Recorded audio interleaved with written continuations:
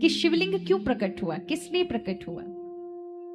वो जो अजन्मा है, वो जो सर्व है, जो रुद्र है, जो कभी जाना नहीं जा सकता, वो ऐसा स्वरूप लेकर क्यों प्रकट हुए। तो शिवलिंग के विषय में आता है कि एक बार ऐसे शिवलिंग के विषय में 2 से 3 अलग अलग कल्प की कथा है, जिसमें एक कथा ऐसी आती है कि पार्वती जी किसी बात पर रुष्ट हो जाती हैं और वहां देवताओं को और भगवान हरि को, भगवान शिव को श्राप मिलता है। ये कथा स्कंद पुराण के अंतर्गत आती है कि जहां पार्वती माता कहती है कि सभी देवता पाषाण के हो जाएंगे, पाषाण माने मूर्ति स्वरूप में हो जाएंगे, और भगवान शिव से कहा कि आप भी पाषाण होंगे किंतु आप संसार में विशेष पूजे जाएंगे। इसलिए वो जो पाषाण के स्वरूप का स्वरूप पार्वती जी ने बोला, वही अमरकंटक के रूप में, पर्वत के रूप में विराजमान है भगवान शिव।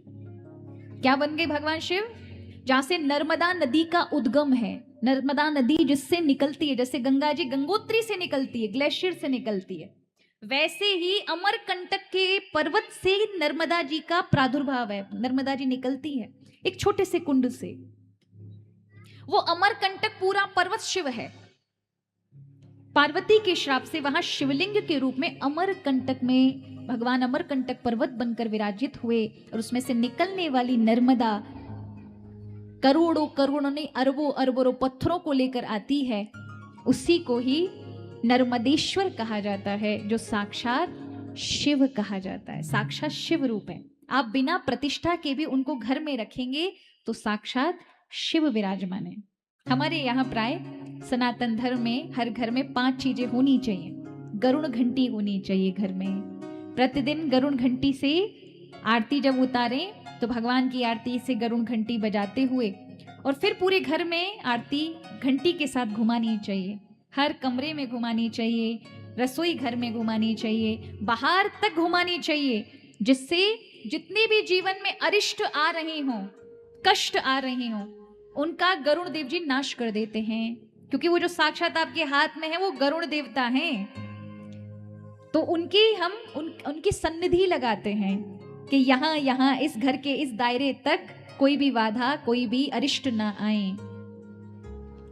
साथ में पहला गरुड़ घंटी, दूसरा शंख होना चाहिए। शंख को हमेशा जल से भर के रखना चाहिए, और प्रतिदिन जल धोकर साफ करके फिर से नया जल भरना चाहिए।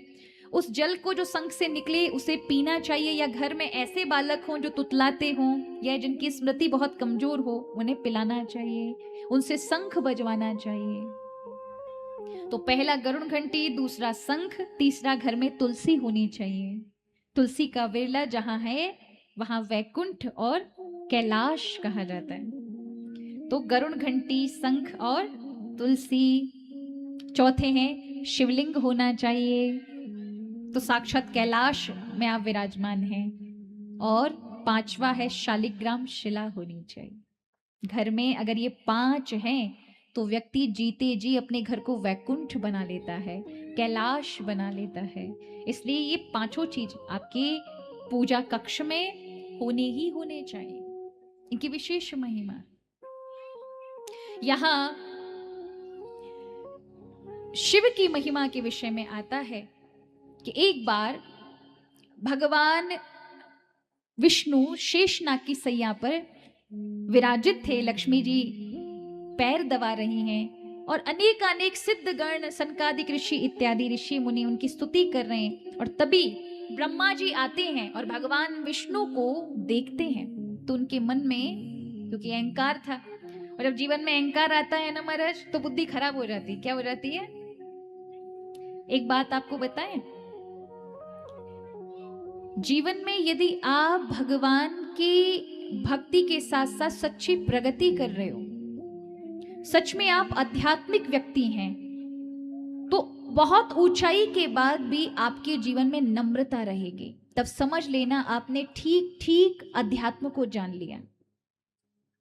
किंतु बहुत ऊंचाई के साथ उद्दंडता और अहंकार बढ़ रहा है, इसका अर्थ है आप बहुत विपरीत दिशा में हैं, और यही चीजें आपके जीवन का नाश कर देंगे।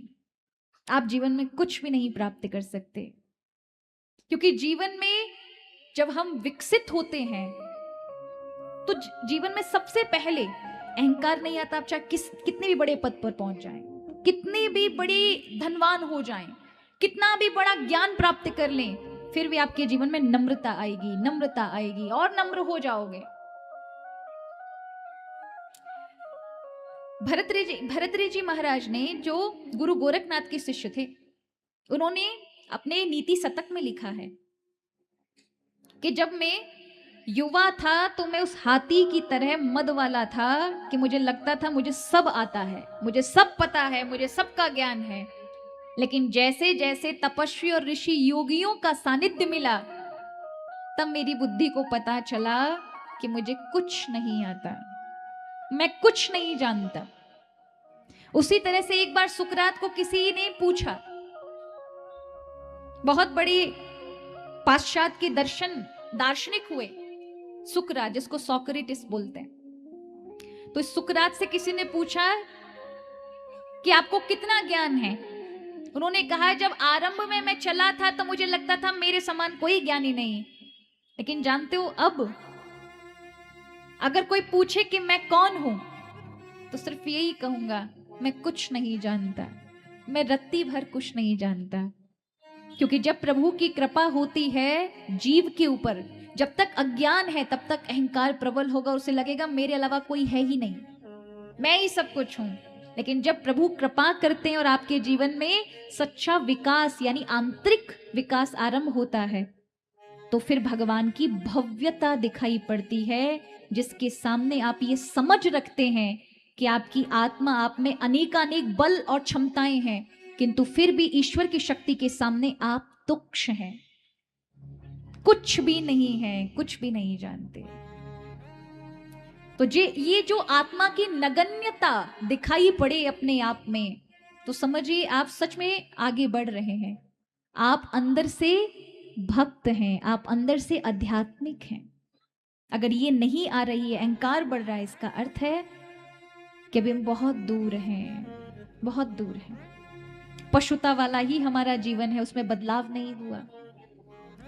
यहां ब्रह्मा जी को अहंकार था, और अहंकार के चलते व्यक्ति क्या कहता है, वो ईश्वर को भी नहीं मानता, पर उसके नाम मानने से क्या ईश्वर का ना होना बंद हो जाएगा, समाप्त हो जाएगा? वो भले ही ना माने तो भी वो चल रहा है, खा रहा है, पी रहा है, सो रहा है, चल रहा है, हर एक वस्तु ईश्वर के कारण ही उसके अंदर जो चेतना चल रही है ना, वो उसके कहे हुए अनुसार नहीं चलती। उसका जो मन बुद्धि चलता है वो उसके अनुसार नहीं चलता, अंदर बैठी हुई सत्ता चला रही होती है। उसे जो वाणी दे रही है, ये वोकल कोड भी वो नहीं चलाता। उसे सोने के लिए जो शक्ति सामर्थ देने वाला भी परमात्मा है। चाहे कोई कितना अपने आप को नास्तिक कह के खूब जोर शोर से लगाए, मैं नहीं मानता ईश्वर को, अरे वो जो बोल रहा है वो भी ईश्वर का ही स्वरूप है, प्रभु से भिन्न कुछ भी नहीं। इस पंच तत्व से, पंचभूत से, ये पृथ्वी जल वायु आकाश से हमारा शरीर बनता है। पृथ्वी से हड्डी बनती है, जल से रक्त बनता है, वायु से हमारे फेफड़े इत्यादि, हमारा ब्लड सर्कुलेशन चारों ओर नसों में सब में दौड़ता है। अगर ऐसे देखें तो हमारी आकाश तत्व से हमारा विचार शक्ति चलती है, मन चलता है, ब्रेन काम करता है। ऐसी कौन सी चीज है जिससे हम नहीं, इन पांचों तत्वों से जुड़कर ही आप जीवन पाते हैं। और फिर उसमें चेतना जो सभी तत्वों के अंदर विराजमान है, जो आप में भी विराजमान है। चाहे कोई कितना भी कहे मैं नहीं मानता ईश्वर को, अरे तुम इस मट्टी से पैदा हुए हो, मट्टी में मिल जाओगे, मट्टी ही खाते हो, मट्टी में ही सोते हो। तुम्हें भले ही लगता हो कि तुम बेड पर सोफे पे सो रहे हो, ये बेड सोफा भी मिट्टी की लकड़ी से बना है। आप कहो हम मिट्टी नहीं खाते, अरे मिट्टी ही खाते हो, इसी मिट्टी में अन्न बनता है, इसी अन्न से जीवन चलता है। इस अन्न को जब खाते हैं तो उनमें 7 धातु बनती है। उसकी अंतिम धातु जो सबसे बड़ा सार है इस शरीर का, जो तेज बढ़ाता है, ऊर्जा बढ़ाता है, पुरुषों में वो वीर्य और माताओं में रज के रूप से जाना जाता है, उसी से संतान होती है, उसी से मनुष्य पैदा होते हैं, उसी से जीव सृष्टि आरंभ होती है। तो अन्न से पैदा होते हैं, अन्न ही खाते हैं, अन्न ना खाएं तो मर जाएंगे। यानी मिट्टी ही खाते हैं, मिट्टी में ही रहते हैं और एक दिन मिट्टी में ही मिल जाते हैं। कोई ये कहे कि हम मिट्टी से अलग हो जाएंगे तो आपको क्या लगता है उसका जीवन बचेगा? आजकल अंतरिक्ष में लोग जाते हैं, चंद्रमा पे जाएंगे, अंतरिक्ष पर जाएंगे, उनको एस्ट्रोनॉट बोलते हैं। तो वो क्या करते हैं, पृथ्वी से हजारों करोड़ों मील की दूरी पर जाएंगे। पर आपको क्या लगता है वो पृथ्वी से अलग होकर के गए हैं, पृथ्वी से अलग हो गए हैं, पर फिर भी उनको खाने पीने की चीजें चाहिए। नहीं लेके जाएंगे तो मर जाएंगे।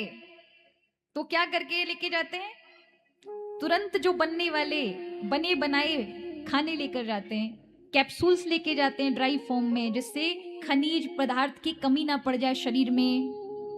तो आपको लग रहा है वो पृथ्वी मट्टी से जुड़े, तब भी वहां इतनी दूर रहने के बाद भी मट्टी से जुड़ना पड़ेगा, अन्न से जुड़ना पड़ेगा, पृथ्वी तत्व से जुड़ना पड़ेगा। तो चाहे कोई अपने आप को कितना भी कहे मैं ईश्वर को नहीं मानता, उसे बिना ईश्वर के उसका अस्तित्व नहीं है। जैसे पंच तत्व के बिना उसका शरीर नहीं है, उन पंच तत्वों को भी जो चेतना देता है, तो अपने आप को चाहे कोई कितना भी कहे, उस शिव तत्व से कोई भी अलग नहीं है महाराज, कोई भी अलग नहीं। तो यहां अहंकार के चलते ब्रह्मा जी ने क्या कहा, भगवान विष्णु से आकर कहा कि हे विष्णु तुम मेरी पूजा करो, मैं ही सब प्रथम पूज्य हूं, मैंने ही सारी सृष्टि बनाई है, इसलिए ये क्या तुम इतने सारे स्तुतियां सुन रहे हो, ये सब मेरी स्तुतियां करना चाहिए सबको, तुम मेरी पूजा करो। भगवान विष्णु कहते हैं कैसी बात कर रहे हो तुम, मेरे से तुमने जन्म लिया, तुमने कहां से सृष्टि बनाई, हमने ही तुमको पैदा किया। पर ब्रह्मा मानने को तैयार नहीं। और जिसको महाराज अहंकार होता है, अभिमान होता है, वो किसी की बात नहीं मानता। और इस कारण से ब्रह्मा जी ने क्या किया, युद्ध आरंभ कर दिया कि युद्ध से पता चले कि कौन सब प्रथम पूज्य है, जो जीतेगा सो पूज्य बनेगा। और उसी समय ब्रह्मा जी ने अग्नि अस्त्र निकाल लिया और भगवान विष्णु भी लेटे हुए हैं। और इतने में अग्नि अस्त्र का जैसे ही आरंभ किया, युद्ध आरंभ किया, भगवान विष्णु भी उठ खड़े हुए और वायव्य अस्त्र से उनका सामना किया, वायु के वेग से और जल के प्रभाव से अग्नि को बुझा दिया। उसी समय ब्रह्मा जी ने माहेश्वर अस्त्र धारण कर लिया और यहाँ भगवान विष्णु ने पशुपतास्त्र अस्त्र, शिव के ये अस्त्र हैं, धारण किए और दोनों आपस में भयानक युद्ध करने लगे, एक दूसरे पर अपनी शक्तियों की बौछार करने लगे। उससे चारों ओर त्रिलोकी में, क्योंकि पशुपतास्त्र अस्त्र चलते ही अग्नि ऐसी उत्पन्न हुई कि समग्र सृष्टि को जलाने लगे। तब देवता चीखने लगे, महादेव को पुकारने लगे। महादेव ने भैरव को आज्ञा दी, जाओ युद्ध को रोको। भैरव जाते समझाते हैं, पर ना तो भगवान विष्णु ही मान रहे हैं, ना ब्रह्मा जी ही मान रहे हैं। तब उस समय भगवान शिव ही ज्योति रूप में प्रकट हुए, ज्योतिर्लिंग के रूप में प्रकट हुए। अचानक उन दोनों के मध्य, देखो जब दो बड़े बलशाली युद्ध कर रहे हों, बड़े ताकतवर लोग युद्ध कर रहे हों, तब दुबले पतले को बीच में आके नहीं बचाव करना चाहिए, नहीं तो खुद पिस जाएगा। तब किसको बचाव करना चाहिए, जो उनसे बलशाली हो, जो थोड़ा उनसे ताकतवर हो। और आज भगवान शिव ने दोनों के बीच में जो अपने युद्ध से, भगवान भैरव के कहने पर भी युद्ध नहीं रोक रहे थे, शिव और भगवान विष्णु और ब्रह्मा जी के बीच में भगवान शिव ज्योतिर्लिंग के रूप में, ज्योति माने जो आप दीपक का दर्शन करते हैं, उस ज्योति रूप में पाताल से लेकर के ब्रह्मांड तक इतने विस्तार रूप में हो गए। और अचानक एकदम से भूमि को फाड़कर ज्योति प्रकट हुई, तो दोनों देवता आपस में कहने लगे, ये कौन है, ये कौन ज्योति हमारे बीच में प्रकट हो गई, ये क्या है। और उसी ज्योति स्वरूप से, क्योंकि शिव ज्योति रूप है, उसी ज्योति रूप से जहां जहां ज्योतियां गिरी वो 12 ज्योतिर्लिंग कहलाए। यही ज्योति स्वरूप में भगवान शिव जब प्रकट हुए तो उनको देख करके ब्रह्मा जी अहंकार में कहते अब निर्णय हो गया, जो इस ज्योति का अंत और आदि पाकर आएगा वही सर्वप्रथम पूज्य माना जाएगा। भगवान विष्णु सोचते उससे पहले तो ब्रह्मा जी हंस पर चढ़कर ऊपर की ओर उड़ गए और भगवान हरि ने भी वाराह सुकर का रूप बनाया और पृथ्वी के नीचे की ओर गए। 10,000 वर्षों तक पाताल के अंदर चलते गए चलते गए चलते गए, किंतु उस ज्योति का अंत नहीं मिला। 10,000 वर्षों तक ब्रह्मा भी हंस पर चढ़ते गए चलते गए, ऊपर की ओर और चढ़ते गए, लेकिन कहीं भी उस ज्योति का अंत नहीं मिल रहा और विस्तार में वो ज्योति फैलती जा रही है, फैलती जा रही है। आखिरकार भगवान श्री हरि तो ये सोचकर लौट आए कि इसे पाना अगम्य है, ये कोई साधारण ज्योति नहीं है, ये कोई मुख्य तत्व है जिसके कारण हम सब का निर्माण हुआ है, इसलिए असंभव होगा कि इसके अंत को पाना। लौट आए प्रणाम करके, लेकिन ब्रह्मा जी क्योंकि उन्हें पूज्य बनना था, अहंकार सिर पे चढ़ा था। और जब व्यक्ति जीवन में अच्छा काम जब करता है ना, तो जीवन में उन्नति का रास्ता केवल एक ही है, अच्छे कर्म और अच्छाई। ये दो यदि साथ में है तो आप जीवन में खूब आगे विकास करेंगे, अपना खूब उन्नति करेंगे, खूब मान सम्मान पाएंगे। लेकिन शॉर्टकट अपनाएंगे, जल्दी काम बनने के लिए गलत मार्ग अपनाएंगे, तो ये याद रखो ब्रह्मा जी के साथ जो हुआ ना वही होता है। क्योंकि जब हम अधर्म का साथ लेते हैं अपना काम बनाने के लिए, तो फिर हमारा हानि ही होती है। तो ब्रह्मा जी ने अपने को पूज्य बनाने के लिए क्या आश्रय लिया?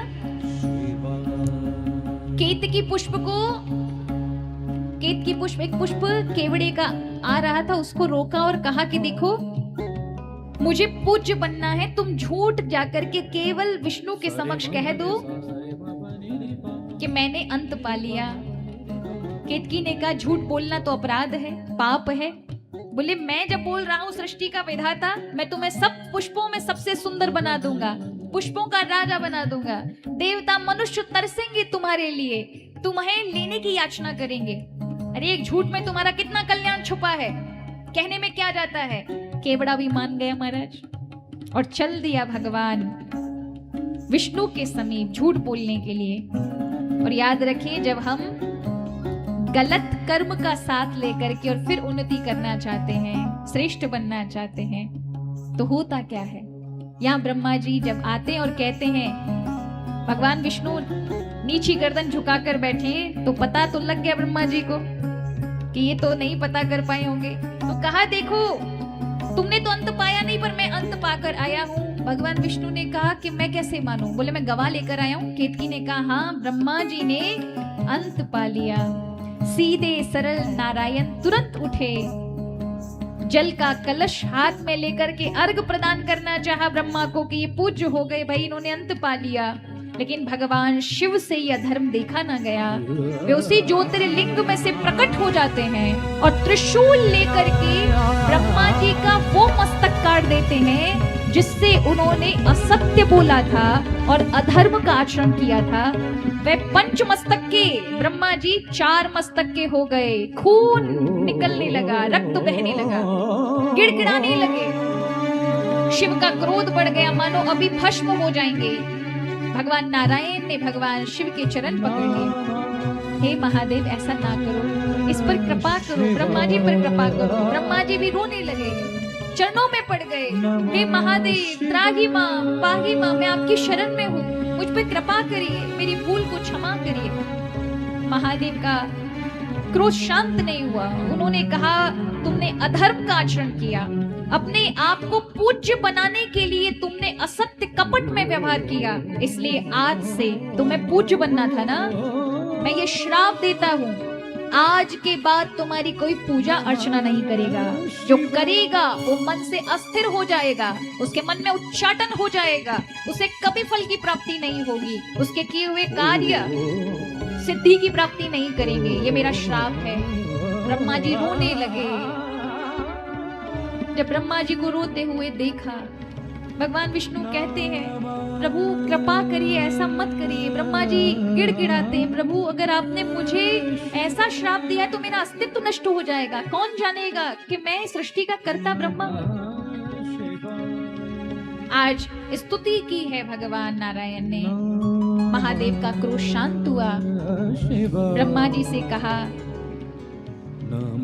कि तुम्हें सृष्टि में कहीं कोई पूजेगा तो नहीं, पर जब कोई यज्ञ इत्यादि कार्य होंगे तब तुम्हारा पूजन, तुम्हारी स्थापना अवश्य होगी। ब्रह्मा जी कहते प्रभु न जाने कौन कब यज्ञ करे ना करे, मेरा तो अस्तित्व नष्ट हो जाएगा।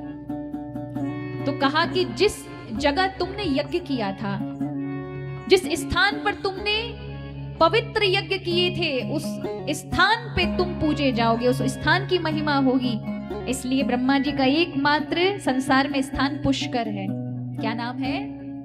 तीर्थों का वो गुरु कहा जाता है।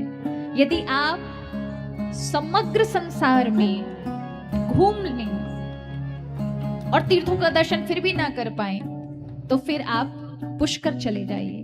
वहां मात्र दर्शन और स्नान करने से समग्र तीर्थों का फल प्राप्त हो जाता है। अरे मात्र पुष्कर नाम ले लेने से समग्र तीर्थों का स्नान, दर्शन, फल की प्राप्ति हो जाती है। इतनी महिमा पुष्कर क्षेत्र की है। ब्रह्मा जी को ये वरदान मिला कि तुम पुष्कर में पूजित होंगे। केतकी को ये श्राप मिला कि आज से तुम मुझ पर नहीं चढ़ाए जाओगे, तुमने असत्य संभाषण किया। रोने लगा, हे प्रभु अगर आप नहीं अपनाएंगे तो मुझे संसार में अपनाने से क्या फायदा, कोई मुझे नहीं अपनाएगा, मेरी कहीं भी महिमा नहीं होगी। प्रभु ने कहा कि और सभी देवताओं पे तुम चढ़ाए जाओगे, कि तुम मेरे पे नहीं चढ़ाए जाओगे। जब रोने लगा, प्रार्थना करने लगा, तब कहा मेरे मंडप पे चढ़ाए जा सकते हैं, पर मेरे शिवलिंग पर, मेरे पर तुम्हारा स्पर्श नहीं होना चाहिए, यही तुम्हारा दंड है। और यहाँ अंत में भगवान विष्णु को हृदय से लगा लेते हैं उठा करके भगवान शिव, और कहते हैं हे हरि, आज से तुमने मेरा जो सत्य बोल करके हृदय को जीता है, इसलिए मैं अपना सर्वस्व आपको अर्पित करता हूं। आपने सत्य का पालन किया, आपने अधर्म का आचरण नहीं किया, इसलिए आज से आप सत्य नारायण बन करके जीव मात्र का कल्याण करेंगे। मैं अपना संपूर्ण स्वरूप आपको प्रदान करता हूँ।